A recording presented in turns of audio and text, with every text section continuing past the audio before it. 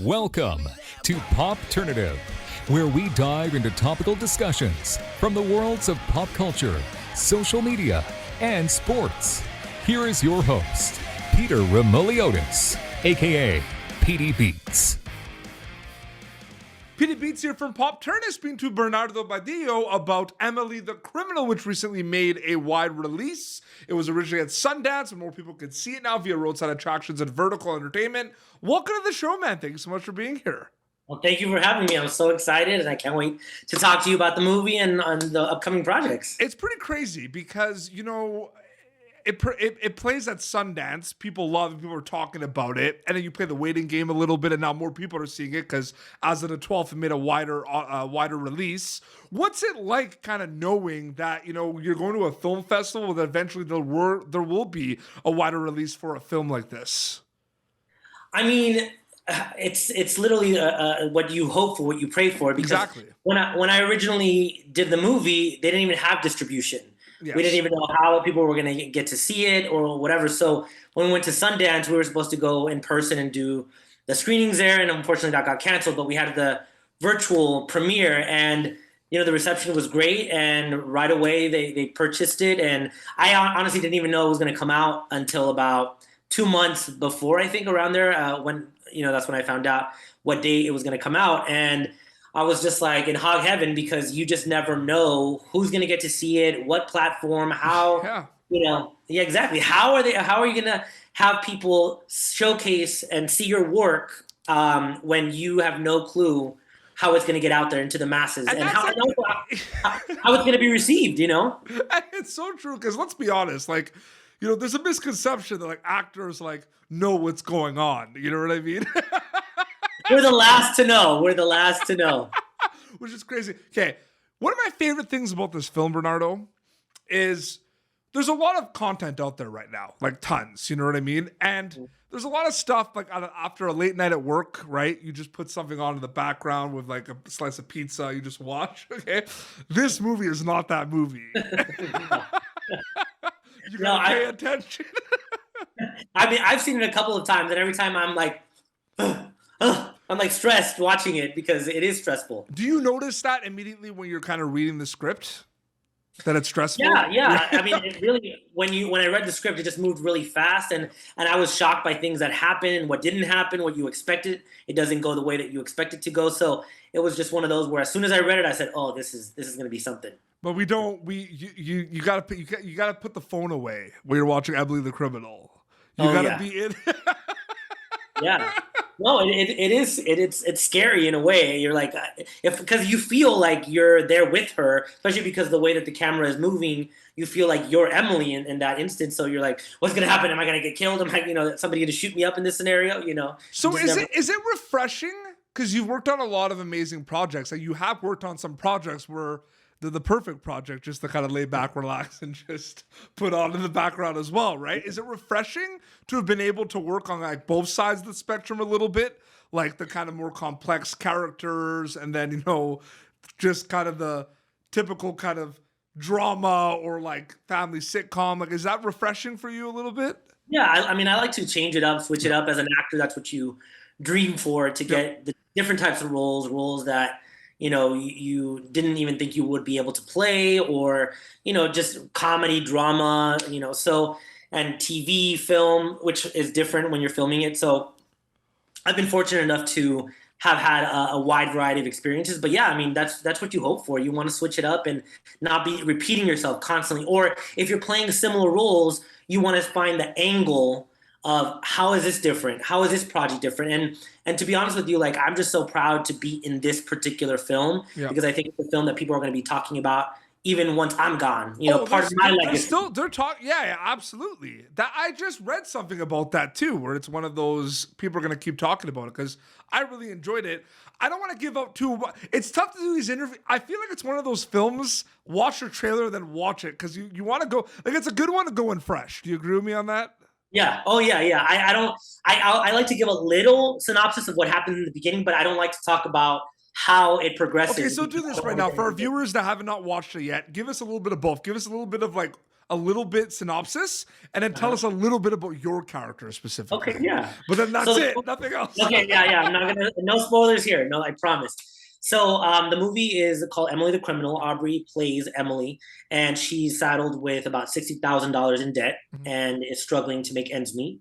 So she has a job as a caterer, and I play Javier, who's her fellow coworker and caterer at the company. And she does me a favor. She covers one of my shifts. So I give her the number of one of my contacts, and that contact is the leader of this illegal shopping spree, dummy shopping, what they call dummy shopping. And that is you get a fake ID, a fake credit card, and you go and you buy big box items like flat screen TVs. You deliver it, and then you get paid about $200 for that job. As the movie goes along, Emily starts to do more jobs, get more involved, and things get a little crazy. You didn't spoil anything, but you said a lot more than I thought you were going to say. Okay. Well, I like to set it up and then absolutely. Yeah. But I think it's exciting too as an actor to go into something where you're telling people like you got to just watch this movie and just go for the ride and see what happens. Like, is that kind of those conversations you've been having with your family and friends about this movie? Like, oh yeah, they're like, they're like, do you die? Does this happen? Do you? And it's like. I was watching it with my family in the theater, and they're like, "Hey, is this gonna happen?" I'm like, I can't. Like literally, as we're watching the movie, I was like, I can't tell you. So yeah, I feel like the less I tell people, the more invested they are. Like, they're and watching it. I watched it at Sundance at home because it was a virtual screening. Watching it on the big screen with audience members is a whole crazy and incredible experience because you have people clapping at certain moments, you have people gasping and yelling at the screen, and it's just one of those films that elicits response as you're watching it. So absolutely. The least I can say, the better it is for the audience. And this is like crime, drama, action, a lot of that. Moving over to other projects, you do have a comedy show. There's a show on dropping on Hulu that you worked on. Yeah, actually, all the episodes came out the same day as Emily the Criminal. Yeah, so it's streaming right now on Hulu, all the episodes. I'm in episode 8. I'm guest starring on that series. It's called This Fool, and I play Cousin Johnny, which I'm the cousin of the two main characters, and Chris Estrada, who's a stand-up comedian, is the star creator, and Frankie Quinones, they're cousins, and it's sort of like they're the odd couple. Michael Imperioli is in it as well. Oh, yes, who could forget Michael Imperioli? Of course. So I only got to shoot with him one day, which was a shame, but I've always admired him. He's great. Oh yeah. Yes, and I'm not gonna lie to you. Like I was like, oh, Chris Estrada, awesome. You know what I mean? But then you see Michael Imperioli, you're like, oh, sick. Like I'm in. Yeah, and doing comedy. Yeah. And doing comedy, which you rarely ever get to see Michael doing comedy. So, and the show's really, really funny. So I can't wait for people to watch the show. Are you getting used to the landscape and it's been a lot different with COVID because a lot of projects were delayed and a lot of projects had release dates that weren't the usual release dates because of a lot of things in production. Are you getting used to the landscape of an actor now that like you go in, you shoot things, and then there's a chance that a bunch of your projects are going to come out similar times? Like it's kind of a crazy free for all a little bit. You know what I mean? Yeah, I mean things keep getting delayed. You're on a shoot. They push the shoot days back, and so you just never know when something's going to come out, when it's going to get finished, at least filming. Yeah. And then, now you can do post obviously from at home and all that. But it is crazy because I've never had two projects come out the same day. And Emily the Criminal we shot last August. Mm-hmm. And I think it was almost to the day of the actual, the release of the film that they finished filming the actual movie as well. A year. Absolutely. So, yeah. So it was crazy. It's cool that it's two different projects too. That's my favorite part. It's like This Fool and Emily Criminal are like very different. Yeah, I get to exercise my comedy and my drama muscles. So Bernardo Badillo is a storyteller. That's what you do. That is the profession. What excites you specifically about storytelling, Bernardo? I think I've always I was a big reader when I was young. I remember I got the reading pin in school, and because I always loved characters and reading, and my imagination always just invited storylines and characters, and I would come up with things in my head and I would act them out in my room and all of that. So I just always had a natural knack for that. Yes. And now as an adult, I feel like I can tap into that childhood fantasy and live it out in day to day, because every character is really about creating something new and fresh. And yes, some characters are similar, but you still have to pull from the script. You have to pull from within yourself and create what I call a puzzle. You have all these pieces and you put them together, and then you create this thing that you're like, wow, I can't. Sometimes I watch myself and I'm like, wow, I did that. I don't remember doing that, but that's because I'm so involved in the storytelling and creating that I don't even think about the finished product. And then when I watch it, I'm like, damn, that's pretty damn good. Yeah, absolutely. To add to that a little bit too, I feel like stories that were not told are finally getting told as well. Oh, which yeah. I think is one of the best things about it these days too.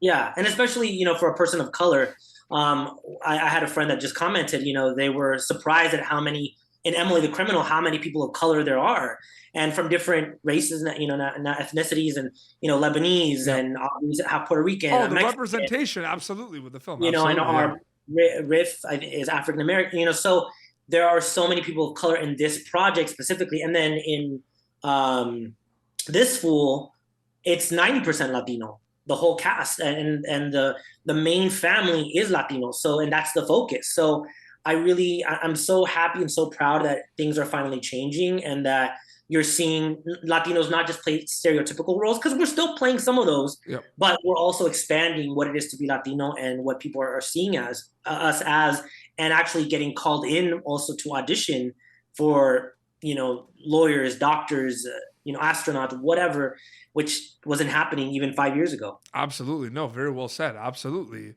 No, it's so great to see. And both the projects are available now to check out, which is amazing. Bernardo, thank you so much for coming on Popternative. It was great chatting with you. Thank you so much for having me. I can't wait to do this again. Yeah, Emily the Criminal, available now. It's a wider release, so they can check that out. And then This Fool, all the episodes dropped on Hulu. They can check that out. And do you have an Instagram account people can keep up to date with? Yeah, actor Bernardo Badillo. And then my Facebook is just Bernardo Badillo, which is my own personal account. Amazing. Well, this has been Popternative, youtube.com/Popturn for previous episodes. Until next time, this is Bernardo Badillo from Emily the Criminal and This Fool, and PD Beats signing off. Thank you for tuning in to Popternative. Make sure to check out our past episodes of Popternative on YouTube. Be sure to like Popternative on Facebook and follow us on Twitter.